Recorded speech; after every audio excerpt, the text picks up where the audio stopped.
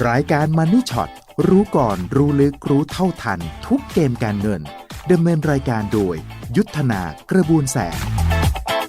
สนับสนุนโดยบริษัทบางจากคอร์ปอเรชั่นจำกัดมหาชน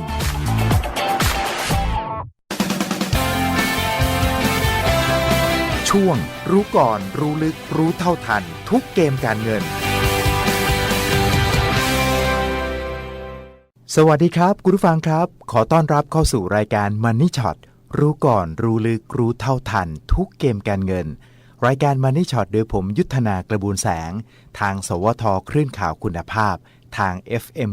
97จันทร์ถึงศุกร์เราพบกันที่นี่นะครับแล้วก็เรียนเชิญนะครับคุณผู้ฟังครับเรียนเชิญในการกดถูกใจแฟนเพจ Money Plus by ยุทธนาและคลิกที่ไอคอนกำลังติดตามหรือว่า following แล้วเลือกเป็นเห็นโพสต์ก่อนหรือว่า see first เพียงเท่านี้ครับคุณก็จะไม่พลาดทุกความเคลื่อนไหวจากทางรายการนะครับ Facebook Live เมื่อไหร่ก็เด้งเตือนขึ้นมาทันทีนะครับและสำหรับงานสัมมนา1ทศวรรษ Money Shot Fit You Money ขอขอบคุณบริษัท Super Energy Corporation จำกัดมหาชนบริษัท Humanica จำกัดมหาชนบริษัทน้ำมันพืชไทยจำกัดมหาชนบริษัท Triple I Logistics จำกัดมหาชนบริษัทบางกอกเชน Hospital จำกัดมหาชนบริษัทบ้านปูพาวเวอร์จำกัดมหาชนขอบคุณมากๆนะครับขอบคุณจากใจครับคุณผู้ฟังครับปตท.สผ.ลงนามความร่วมมือกับมหาวิทยาลัยเทคโนโลยีปิโตนัสมาเลเซียพัฒนาเทคโนโลยีการสำรวจและผลิตปิโตรเลียมโดยคุณชยงบริสุทธิ์สวัสดิ์รองกรรมการผู้จัดการใหญ่กลุ่มงานบริหารการเปลี่ยนแปลงธุรกิจและองค์กรบริษัทปตท.สำรวจและผลิตปิโตรเลียมจำกัดมหาชนหรือปตท.สผ.ลงนามความร่วมมือกับศาสตราจารย์โมฮัมเหม็ดอิบราฮิมอับดุลมูตาลิฟรองอธิการบดีมหาวิทยาลัยเทคโนโลยีปิโตนัสของประเทศมาเลเซียเพื่อร่วมการศึกษาวิจัยและพัฒนาเทคโนโลยีสำหรับกิจกรรมสำรวจและผลิตปิโตรเลียมเพื่อเพิ่มความสำเร็จในการสำรวจปิโตรเลียมก็ขอแสดงความยินดีด้วยสำหรับปตท.สผ.จำกัดมหาชนส่วนช่วงแรกของรายการ Money Shot รู้ก่อนรู้ลึกรู้เท่าทันทุกเกมการเงินนะครับผมเชิญท่านผู้อำนวยการฝ่ายวิเคราะห์และนักกลยุทธ์จากบริษัทหลักทรัพย์ UOB เคเฮียนประเทศไทยคุณกิตพลไพรไพศาลกิจให้เกียรติมาคุยกับเราด้วยในช่วงนี้ครับ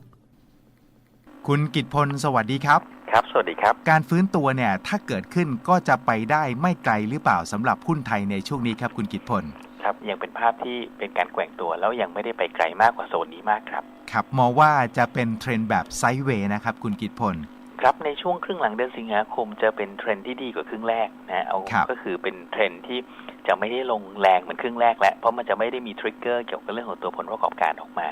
เพียงแต่ว่าก็จะยังไม่ได้มีปัจจัยบวกชัดๆที่เข้ามาหนุนครับครับขอกรอบสั้นๆวันนี้แล้วก็กรอบที่คลุมไปทั้งสัปดาห์ก่อนเลยครับครับกรอบสั้นๆวันนี้อยู่ที่ 1,620 ถึง 1,640 จุดนะครับแล้วก็ถ้าในภาพของสัปดาห์ก็จะเป็นกรอบที่ 1,610 ถึง 1,640 จุดครับดูข้างบนแล้วกรอบแนวต้านเหมือนเดิมเลยก็แสดงว่ามองว่าจะไซด์เวย์แต่ข้างบนจะไปไหนไม่ได้ไกลอย่างนั้นใช่ไหมครับคุณกิตพลใช่ครับกรอบวันก็อยู่ตามนี้นะครับ1620ข้างล่าง1640ข้างบนกรอบสัปดาห์1610ข้างล่างและ1640ยังเป็นกรอบแนวต้านด้านบนถ้าทะลุก็อาจจะไปได้ไม่ไกลมากนักนะครับใช่ครับนะครับทีนี้ครับอยากจะให้คุณกิตพลฉายภาพไฮไลท์ปัจจัยที่ต้องติดตามทั้งในและต่างประเทศซะก่อนนะครับเรื่องต่างประเทศเนี่ยทิศทางแนวโน้มดอกเบี้ยสหรัฐเนี่ยอันนี้ถือเป็นไฮไลท์สำคัญที่สุดสำหรับสัปดาห์นี้เลยหรือเปล่าครับคุณกิตพลครับก็เป็นไฮไลท์สำคัญเลยนะครับเพราะว่าตลาดปีนี้เนี่ยที่ขึ้นมาเป็นการขึ้นเพราะคาดหวังว่าจะเห็นนโยบายการเงินที่ผ่อนคลายของธนาคารกลางดังนั้นการส่งสัญญาณเรื่องของการลดดอกเบี้ยครับก็จะเป็นสิ่งที่ตลาดให้น้ำหนักแล้วก็ติดตามอย่างใกล้ชิดครับมองเป็นยังไงบ้างสำหรับแนวโน้มดอกเบี้ยของสหรัฐครับเนี่ยยังน่าจะเห็นการใช้นโยบายการเงินผ่อนคลายอย่างต่อเนื่องนะครับเพียงแต่ว่าจะเป็นการลดดอกเบี้ยต่อเนื่องเลยหรือเปล่าหรือจะมีมาตรการในทำนองอื่นเนี่ยคงต้องติดตามกันนะครับก็มองว่าการลดดอกเบี้ยเนี่ยมีโอกาสจะเกิดขึ้นในช่วงเดือนกันยายนนะครับแต่ว่าการที่ตลาดมาคาดหวังว่าจะเห็นประธานเฟดออกมาส่งสัญญาณเรื่อยๆทุกครั้งในทุกเวทีที่แกไปปรากฏตัวเนี่ยก็อาจจะไม่ใช่นะครับโดยเฉพาะ เวทีของการสัมมนาของตัวประจำปีของเฟดในช่วงสุดสัปดาห์นี้เนี่ยปกติแล้วต้องถือว่าเป็นเวทีทางด้านวิชาการนะครับเพราะฉะนั้นอาจจะไม่ได้เป็นเวทีในเชิงของการพูดไฮไลท์เศรษฐกิจอาจจะไม่ได้เห็นการส่งสัญญาณที่ชัดเจนในงานนี้ครับครับแม้ว่าตลาดทั่วโลกจับตามองการกล่าวสุนทรพจน์ของเจอโรม พาเวลในวันศุกร์นี้ที่เมืองแจ็คสันโฮเนี่ยแต่คุณกิตพลบอกทำใจไว้หน่อยสัญญาณอาจจะไม่ส่งหรือส่งอาจจะไม่ชัดก็ได้อย่างนั้นใช่ไหมครับใช่ครับแต่มองแนวโน้มแล้วเนี่ยคิดว่าเฟดน่าจะใช้นโยบายการเงินแบบผ่อนคลายแล้วก็อาจจะมีลุ้นในการลดดอกเบี้ยได้ต่อนะครับใช่ครับแล้วถ้าพูดถึงฟันโฟล่ะหลังๆมาเนี่ยโดยเฉพาะบ้านเรานะต่างชาติยังคงขายอย่างต่อเนื่องแต่คงไม่เฉพาะตลาดหุ้นไทยเท่านั้นใช่ไหมครับใช่ครับในเอเชียนะครับหลายตลาดเลยนะครับไทยอินโดฟิลิปปินส์นะครับญี่ปุ่นเกาหลีใต้ไต้หวันฟันโฟในไหลออกเป็นส่วนใหญ่เพราะว่าการแข่งข้าของค่าเงินสหรัฐครับคือความกังวลที่ตลาดกังวลว่าสงครามการค้าก็เจรจาไม่จบความกังวลว่าเศรษฐกิจสหรัฐจะถดถอยหรือเปล่านะครับแต่เราจะเห็นว่ามันแปลกนะครับว่าพอเห็นเศรษฐกิจสหรัฐถดถอยไปแต่ว่าเงินเข้าสู่ตลาดพันธบัตรสหรัฐครับแล้วก็ทำให้ตัวดอลลาร์แข็งค่าขึ้นภาวะอย่างนี้ครับที่เราเห็นดอลลาร์แข็งค่าเห็นเงินหยวนอ่อนค่าเนี่ยโดยรวมจะเป็นภาวะที่กดดันต่อทิศทางฟันโฟครับโดยทำให้ฟันโฟไหลออกแล้วก็ทำให้ภาพของการลงทุนในตลาดเกิดใหม่เนี่ยจะฟื้นไปจริงๆอย่างจังยังไม่ค่อยเดินหน้าแบบนั้นเพราะว่าจะเจอทิศทางฟันโฟที่เป็นลบอยู่ครับครับกลับมาดูปัจจัยภายในบ้านเรากันบ้างนะครับตัวเลขการส่งออกล่าสุดเนี่ยเป็นไปตามความคาดหมายไหมครับคุณกิตพลครับครับต้องถือว่าพลิกโผของทุกสำนักนะครับเพราะว่าค่าเฉลี่ยที่ตลาดมีการมองนะครับก็ต้องบอกว่าคนคิดว่าน่าจะเห็นตัวการส่งออกเดือนกรกฎาคมเนี่ยนะครับน่าที่จะติดลบประมาณสัก 2.05% ปรากฏว่าออกมาจริงๆนะครับบวกไป 4.28% นะครับนะครับอันนี้พอจะเป็นโมเมนตัมเชิงบวกเนี่ยให้เราคาดการตัวเลขการส่งออกว่าน่าจะดีขึ้นหรือดีต่อเนื่องในเดือนถัดๆไปได้แล้วหรือยังหรือว่ายังเร็วเกินไปครับเนี่ยครับก็ถือว่าเป็นโมเมนตัมที่ดีกว่าคาดนิดหนึ่งนะครับแต่ว่าถ้าเราไปดูว่าการส่งออกมูลค่าตัวการส่งออกการเติบโตเนี่ยถ้าเราหักการเติบโตเกี่ยวกับเรื่องของการส่งออกพวกน้ำมันทองคำพวกนี้ไปแล้วนะครับตัวเลขการส่งออกจะเป็นอย่างไรก็ต้องบอกว่าจริงๆแล้วการส่งออกทองคำยังมีผลต่อตลาดมากอยู่ครับเพราะว่าตัวเลขการส่งออกในกรกฎาคมถ้าไม่รวมทองคำนะครับเราจะเห็นการส่งออกติดลบ 0.4% ก็ต้องถือว่าดีกว่าตลาดคาดไม่ถึง 2% นะครับแต่ว่าก็ต้องถือว่ายังเป็นติดลบอยู่ดีเพราะแสดงว่าที่เราเห็นตัวเลขส่งออกที่ดีมากๆส่วนหนึ่งยังมาจากเรื่องของการส่งออกทองคำครับอย่าเพิ่งดีใจไปและอย่าเพิ่งคิดว่าจะดีอย่างต่อเนื่องนะเพียงแต่ว่าตัวเลขโดยรวมเนี่ยมันดีกว่าที่คาดไว้เท่านั้นเองก็ถือว่าอาจจะเป็นเซนติเมนต์เชิงบวกระยะสั้นๆนะครับใช่ครับทีนี้อยากจะให้คุณกิตพลมองเลยไปถึงมาตรการกระตุ้นเศรษฐกิจรอบใหม่ที่เรียกกันว่าก๊อก2หลังจากก๊อกแรกรอบแรกออกมาแล้วเมื่อวานนี้เนี่ยก๊อก2จะมีอะไรตามมาอีกบ้างครับคุณกิตพลครับครับในก๊อก2นะครับสิ่งที่คาดกันว่าน่าจะเห็นก็คือมาตรการเพิ่มเติมในด้านของการท่องเที่ยวนะครับแล้วก็น่าจะมีมาตรการอื่นที่ใช้เวลาเพิ่มมากขึ้นอย่างเช่นช็อปช่วยชาติแล้วก็มาตรการอื่นๆนะครับอาจจะมีมาตรการภาษีหรือเปล่ายังไม่แน่ใจนะครับแต่ว่าโดยรวมๆต้องบอกว่าตลาดเองก็ตอบรับปัจจัยเชิงบวกเกี่ยวกับเรื่องตัวมาตรการกระตุ้นเศรษฐกิจไปในระดับหนึ่งแล้วนะครับแล้วที่สำคัญถ้าเราไม่ลืมก็คือว่าวันจันทร์เนี่ยตัวเลข GDP ที่ประกาศออกมาเนี่ยไม่ดีเลยนะครับแต่ตลาดไม่ลงนะฮะเพราะว่าเรื่องของมาตรการกระตุ้นเศรษฐกิจช่วยค้ำยันตลาดเอาไว้ดังนั้นก็ต้องถือว่าเขาก็ทำหน้าที่ของเขาแล้วครับดังนั้นภาพของมาตรการกระตุ้นเศรษฐกิจที่ออกมาในช่วงของปลายเดือนสิงหานะครับน่าจะเป็นวันที่30สิงหาคมเนี่ยก็น่าจะเป็นปัจจัยเชิงบวกที่หนุนภาพรวมตลาดครับแต่ว่าภาพตลาดที่จะมาดีขึ้นได้จริงเราคิดว่าจะเป็นในช่วงกันยายนที่ปัจจัยต่างประเทศส่วนใหญ่เนี่ยพร้อมใจกันผ่อนคลายนโยบายการเงินครับครับสำหรับเรื่องของมาตรการกระตุ้นเศรษฐกิจรอบแรกที่บอกว่าตลาดผิดหวังเรื่องของฟรีวีซ่านักท่องเที่ยวจีนกับอินเดียปรากฏว่าไม่ผ่านครม.ชุดใหญ่เนี่ยทำไมตลาดผิดหวังนักครับคุณกิตพลครับตลาดอาจจะเห็นว่าหุ้นในกลุ่มนี้ลงมาเยอะก็อยากจะเห็นมาตรการเชิงบวกนะครับแต่ว่ารัฐบาลแล้วก็หน่วยงานที่เกี่ยวข้องก็อาจจะมองว่าในเรื่องของการฟรีวีซ่ามันอาจจะไม่ใช่สิ่งที่ดีนะครับเพราะเป็นการโกยนักลงทุนในเชิงปริมาณแต่จริงๆแล้วอาจจะไม่ใช่ในเชิงคุณภาพครับเอาละครับก่อนจะไปถึงกลยุทธ์และทิศทางการลงทุนและหุ้นเด่นจากทาง UOB Kay Hian ประเทศไทยนะครับขอไปดูสต็อกที่อยู่ในไฮไลท์หน่อยนะครับขอไปดูตัว AOT ซะก่อนเลยนะครับเมื่อวานก็ปรับลงมาหลังจากเรื่องฟรีวีซ่าไม่ผ่านนะครับราคาเนี่ย ลงมาพอควรแล้วนะครับแนวโน้ม AOT จะเป็นอย่างไรแนวรับแนวต้านจะอยู่สักแค่ไหนดีทาง UOB Kay Hian แนะนำซื้อไม่ซื้อหุ้นของ AOT ครับเนี่ยตัวของ AOT นะครับก็ราคายังทรงตัวอยู่นะครับในส่วนแถว70 บาทก็ต้องบอกว่าอัพไซด์ของ AOT ไม่เยอะครับถ้าเราไปดูราคาเหมาะสมในเชิงพื้นฐานที่ตลาดทำสำหรับ AOT จะอยู่ในโซนประมาณ 75-80 บาทนะครับเพราะฉะนั้นก่อนหน้านี้หลังจากตอนทุนไปถึง76 บาทก็ต้องถือว่าอัพไซด์ค่อนข้างจะตึงแล้วครับณวันนี้ลงมาในโซนแถว70 บาทก็เริ่มมีอัพไซด์บ้างแต่ก็ต้องถือว่ายังไม่ใช่จุดที่ดีมากในการที่จะเข้าลงทุนนะครับเพราะฉะนั้นจุดที่ดีกว่าต้องบอกว่าถ้าต่ำ70ได้นะครับ68 บาทบวกลบเนี่ยตรงจุดนี้ครับจะเป็นจุดที่มีอัพไซด์กลับไปมากเกินกว่า 10% ก็จะถือว่าแจ๋วเลยนะครับเพราะฉะนั้นในแง่ของตัว LT ถ้าอยากจะซื้อก็ทยอยสะสมครับหรือให้ดี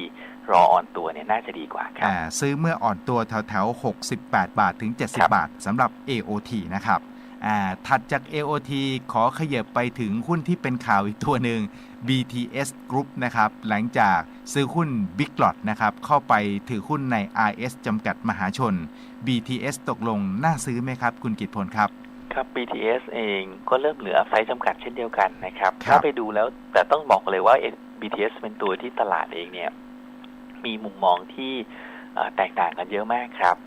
ราคาเหมาะสมของ BTS ที่ตลาดทำเนี่ยในโซนส่วนใหญ่จะอยู่12นะครับถึง13 บาทแล้วก็มีบางเจ้าอาจจะขึ้นไปถึง15-16 บาทเลยนะครับก็ต้องถือว่าค่อนข้างแตกต่างกันพอสมควรนะครับโดยหลักๆแล้ววันนี้มูลค่าผสมของ BTS เนี่ยมันจะมาจากหลายส่วนครับส่วนที่1ประมาณเกินครึ่งนะครับ 60-70% เนี่ยมาจากมูลค่ารถไฟฟ้าที่เหลือเนี่ยจะเป็นมูลค่าจากการไปถือเงินลงทุนเช่นใน VGI นะครับแล้วก็ตอนหลังไปถือทั้งในแพลน B ไปถือทั้งใน IS ด้วยก็ทำให้เป็นมูลค่าที่มันแฝงอยู่ในราคาเหมาะสมนะครับถามว่าน่าสนใจไหมก็ต้องบอกว่าตัว BTS เองเนี่ยจะมีประเด็นสำคัญใหญ่ก็คือในเรื่องของตัวการเติบโตเนื่องจาก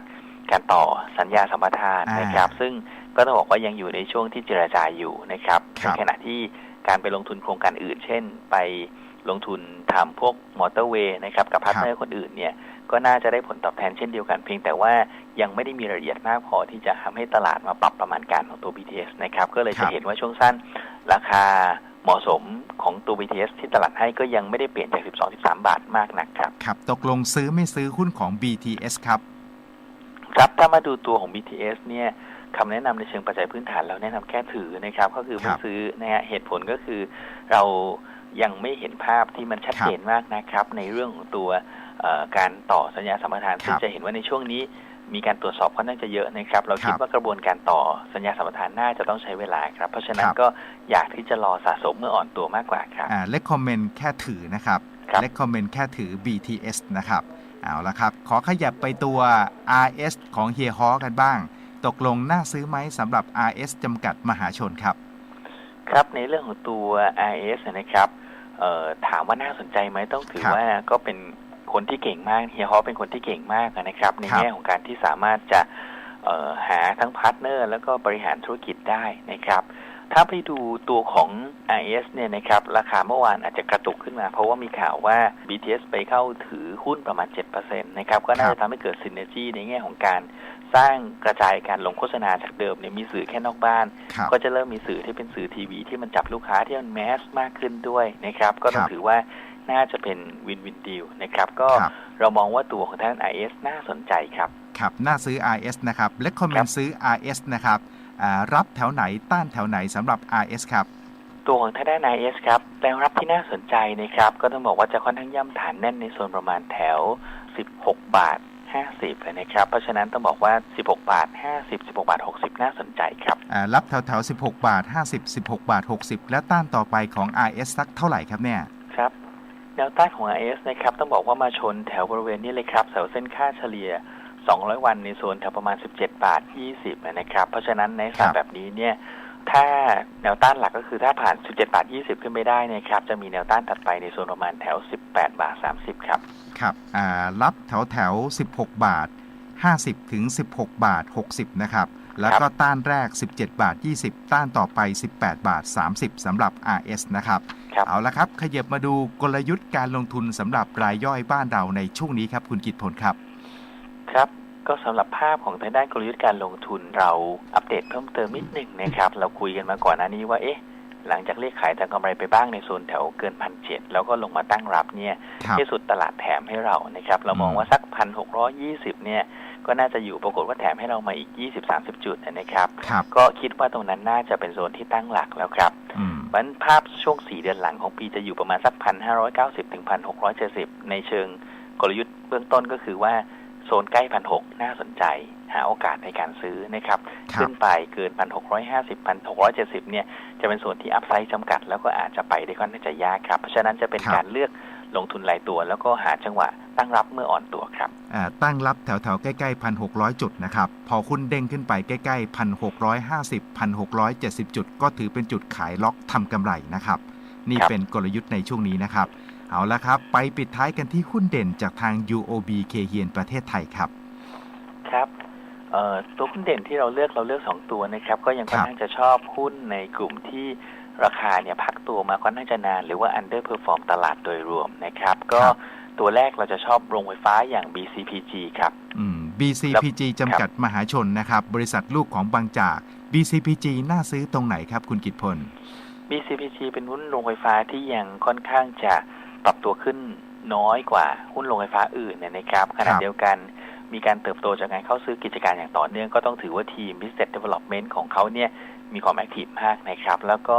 ปัจจุบันมีดีลบางดีลซึ่งเป็นโรงไฟฟ้าขนาดใหญ่หรือเป็นพลังงานจากต่างประเทศในประเทศเพื่อนบ้านเนี่ยครับซึ่งใหญ่พอสมควรถ้าได้ดีลนั้นมาเนี่ยโอกาสที่จะเห็นการเพิ่มในเชิงของมูลค่าเหมาะสมขึ้นมาหลายบาทเนี่ยน่าจะเป็นมีนัยสำคัญนะครับก็มองว่า BCPG ก็น่าสนใจครับครับยังแลกขาดถ้าเทียบกับเพื่อนในกลุ่มเดียวกันนะครับและคอมเมนต์ซื้อ BCPG แล้วให้ราคาเป้าหมายที่เหมาะสมไว้เท่าไหร่ครับครับราคาเหมาะสมที่ทางพื้นฐานที่เราให้ไว้ก็คือ22 บาทครับ22 บาทแล้วถ้าจะเก็บ BCPG รอรับแถวไหนครับก็มองจุดตั้งรับประมาณ18 บาท 10 ถึง 18 บาท 60 ครับ18 บาท 10 สตางค์ถึง18 บาท 60 สตางค์เป็นแนวรับนะครับแล้วถ้ารับแล้วเกิดผิดทางแล้วครับครับใช้17 บาท 80 เป็นจุด stop loss ครับหลุด17 บาท 80 เป็นจุดคัดตัดขาดทุนนะครับขยับไปปิดท้ายที่หุ้นเด่นตัวสุดท้ายครับครับอีกตัวหนึ่งก็จะเป็นตัวของทางด้านหุ้นในกลุ่มโรงแรมนะครับก็คือตัววิรันดาครับวิรันดารีสอร์ทจำกัดมหาชนนะครับหลายคนยังไม่ค่อยรู้จักเลยทำไมถึงแนะนำตัวนี้ครับคุณกิตพลครับครับก็อันที่1นะครับเป็นหุ้นที่ IPO ที่10 บาทเข้าตลาดมานะครับก็ราคาก็ลงมาเรื่อยๆครับตั้งแต่เข้าตลาดนะครับมองว่าน่าสนใจตรงไหนนะครับวิรันดาเป็นหุ้นโรงแรมตัวแรกในรอบ10 กว่าปีครับไม่มีหุ้นโรงแรมเข้าตลาดมานานมากแล้วนะครับแล้วก็ขณะเดียวกันความน่าสนใจที่เรามองก็คือว่าวิรันดามีโรงแรมกระจายอยู่ในหลายพื้นที่ครับไม่ว่าจะเป็นตัวของทางด้านโซฟิเดลโซในกรุงเทพนะครับหรือว่าจะเป็นโรงแรมที่ชื่อวิรันดาที่เชียงใหม่นะครับที่หัวหินที่พัทยาซึ่งการกระจายไปในหลายๆพื้นที่เนี่ยมันดีตรงที่ว่า1มันก็กระจายความเสี่ยงนะครับอันที่2ก็คือว่าจะเห็นว่าในหลายๆโรงแรมของเขาเนี่ยอยู่ในพื้นที่ที่มันไปจากกรุงเทพได้นะครับก็แปลว่าในช่วงหน้าที่เป็นโลซีซั่นที่ต่างชาติไม่มานะครับกลุ่มนักท่องเที่ยวที่ไปอุดหนุนก็จะเป็นกลุ่มคนไทยเพราะฉะนั้นในแง่นี้ครับในเชิงภาพของตัวผลทางฤดูกาลหรือซีซันนอลเนี่ยวิลันดาจะมีผลซีซันนอลที่ต่ำกว่าคนอื่นหรือบางทีเจอเรื่องอะไรที่ทำให้ต่างชาติหยุดมาเที่ยวบ้านเรานะครับวิลันดาโดนผลกระทบค่อนข้างจะน้อยเพราะว่าฐานลูกค้าของกรุงเทพเนี่ยสามารถที่จะไปเติมเต็มในส่วนนั้นได้ครับครับเลคคอมเมนต์ซื้อวิลันดารีสอร์ทจำกัดมหาชนแล้ว UOB Kay Hian ประเทศไทยให้ราคาเป้าหมายที่เหมาะสมไว้เท่าไหร่ครับครับก็เราอยู่ระหว่างจัดทำบทวิเคราะห์นะครับซึ่งราคาเหมาะสมยังไม่ได้มีความชัดเจนออกมาแต่ถ้าไปดูราคาเหมาะสมที่ตลาดทำเนี่ยจะอยู่ที่12 บาทครับประมาณ12 บาทนะครับแล้วถ้าจะเก็บวิลันดารีสอร์ทเนี่ยรอรับแถวไหนครับแถว9 บาท 10 ถึง 9 บาท 40เนี่ยเป็นโซนซื้อที่น่าสนใจสำหรับตัววิลันดาครับ9 บาท 10 ถึง 9 บาท 40ทยอยเก็บนะครับแต่ถ้าเก็บแถวนี้แล้วราคาเกิดผิดทางแล้วครับครับก็อาจจะใช้9 บาทเป็นจุด stop loss ครับหลุด9 บาทเป็นจุดคัดนะครับนี่คือ2หุ้นเด่นจากหลักทรัพย์ UOB Kay Hian ประเทศไทยโดยคุณกิตพลไพรไพศาลกิจ1 BCPG จำกัดมหาชนและปิดท้ายด้วยวิลันดารีสอร์ทจำกัดมหาชนมีอะไรเพิ่มเติมเชิญครับคุณกิตพลครับครับก็จะเห็นว่าเราเน้นเลือกหุ้นในกลุ่มที่เป็นธุรกิจปลอดภัยกับ ตัวที่เป็นกลุ่มท่องเที่ยวก็จริงแต่ว่าเป็นท่องเที่ยวที่ราคาพักฐานมานานนะครับแล้วก็เริ่มเข้าสู่จุดของการฟื้นตัวโดยเฉพาะปีหน้าเนี่ยวิลลาดาจะมีการรับรู้โครงการโอนคอนโดที่หัวหินค่อนข้างจะใหญ่ด้วยนะครับเพราะฉะนั้นก็เราเลือกหุ้นที่มีปัจจัยบวกเฉพาะตัวต่อไปถึงปีหน้าด้วยครับก็ภาพครึ่งเดือนหลังสิงหาคมจะเป็นภาพที่ตลาดเริ่มเห็นการตั้งหลักนะครับจะไม่ไหลเป็นน้ำเหมือนกับช่วงครึ่งเดือนแรกแล้วก็น่าจะเป็นจังหวะที่ดีที่คนต้องมาทำการบ้านกันครับในการที่เดือนกันยายนจะเป็นภาพที่ธนาคารกลางต่างๆพร้อมใจกันใช้มาตรการเชิงผ่อนคลายเพราะฉะนั้นภาพตลาดเดือนกันยายนครับเราคิดว่าน่าจะดีกว่าภาพของเดือนกรกฎาคมแล้วก็สิงหาพอสมควรเลยเพราะฉะนั้นครึ่งเดือนหลังตัวนี้ครับเป็นช่วงเวลาของการทำการบ้านแล้วก็เลือกช้อปปิ้งครับครับเอาละครับวันนี้ขอบคุณอย่างสูงนะครับคุณกิตพลครับยินดีครับสวัสดีครับครับคุณกิตพลไพรไพศาลกิจผู้อำนวยการฝ่ายวิเคราะห์และนักกลยุทธ์จากบริษัทหลักทรัพย์ UOB Kay Hian ประเทศไทยนะครับให้เกียรติมาคุยมาให้แนวโน้มมาฝากกลยุทธ์และมาฝากหุ้นเด่นจากทาง UOB Kay Hian เอาไว้ให้เราอย่าลืมไปทำการบ้านต่อดีๆก่อนตัดสินใจลงทุนด้วยนะครับคุณผู้ฟังครับสำหรับนักลงทุนที่สนใจลงทุนในกองทุนรวมบริษัทหลักทรัพย์จัดการกองทุนทาลิสจำกัดขอแนะนำช่องทางการลงทุนใหม่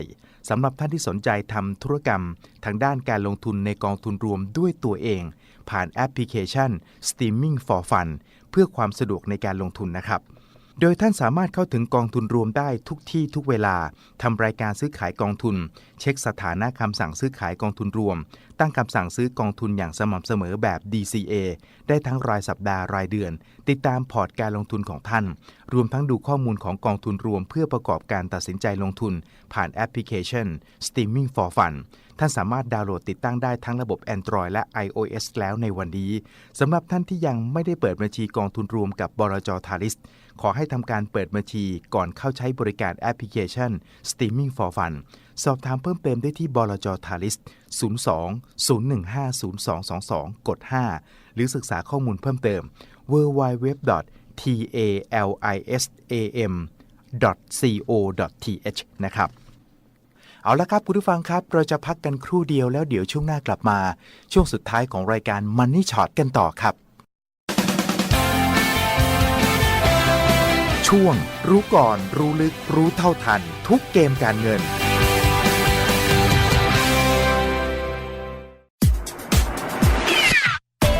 รายการ Money Shot รู้ก่อนรู้ลึกรู้เท่าทันทุกเกมการเงินดำเนินรายการโดยยุทธนากระบวนแสงสนับสนุนโดยบริษัทบางจากคอร์ปอเรชั่นจำกัดมหาชน